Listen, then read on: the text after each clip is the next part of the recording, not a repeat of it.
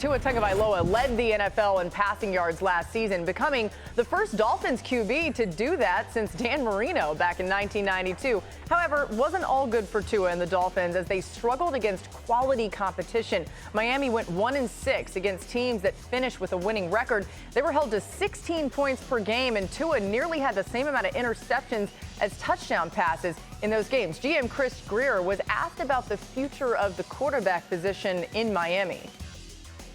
I think it's something when it happens, it happens. We've had communications with him, and I'll just leave those between the organization and his representation, and it's been good.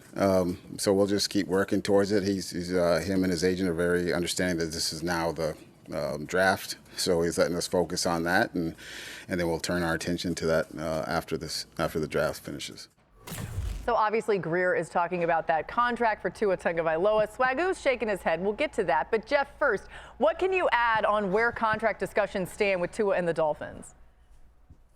Well, I'm going to tell you right now, because I already know, I have a feeling anyway, that this is going to be a source of contention. The Dolphins are planning to extend Tua Tagovailoa. This is no longer a matter of whether they're going to decide to pay him or not. They are planning to pay Tua Tagovailoa. They have made so clear that Chris Grier actually said in his press conference that they have absolutely no intention of drafting a quarterback with their first-round pick this year. They are moving forward with Tua. Perhaps they could draft someone to be his backup, but we need to wrap our heads around this. Tua Tagovailoa, as far as Chris Grier is concerned, is the future quarterback of the Miami Dolphins. Yeah, Robert, did Tua show enough last season to earn a long-term deal in Miami?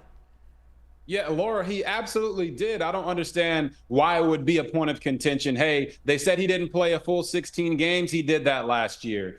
You talk about his rapport with their best players, as in Tyreek Hill and Jalen Waddle. The guy led the league in passing yards last year. He's been a top 5 quarterback for the last 2 years. You saw what your team looked like, not last year, but the year before when Tua was out.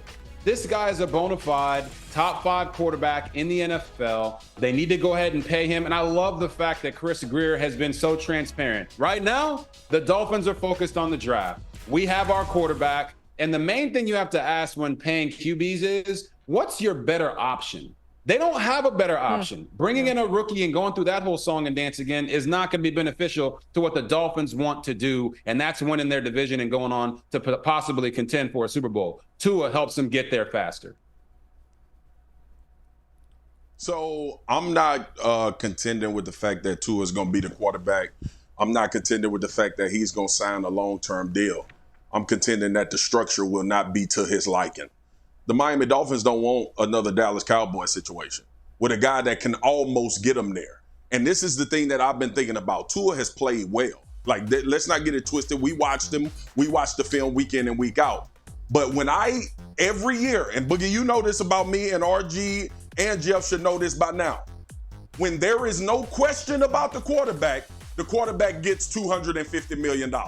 And the structure is right. When there's no question about him. So I'm not saying Tua is not going to get paid. I'm not saying that he's not in the Dolphins playing for long term. But the structure of this contract is going to be, I think, a point of contention between Tua's representatives and the Miami Dolphins. And to your point, RG, it may be just a supply and demand thing, where eventually they have to capitulate and pay Tua more than they want to pay him. But I guarantee you, they don't want to be sitting in the last year of his deal owing him $59 million like the Dallas Cowboys have to do with Dak Prescott right now. This is going to be a very interesting negotiation, and it's going to tell us a lot about what they think Tua is as far as winning a Super Bowl and the long term in talking about keeping a quarterback that they think can get them there. Yeah, the most important thing is wins, right? And to kind of go along with your comparison to Dak, the interesting thing, Swagoo, is that Dak had some of the best numbers in the NFL last season. He was at the top absolutely. of it. Yes, Boogie, yes. But they didn't make it past a certain point in the postseason. We'll continue to update you on that. But back to Grier for a moment,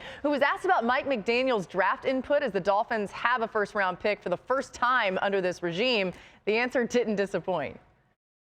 He's been out of his mind because now he's recommending everybody to me.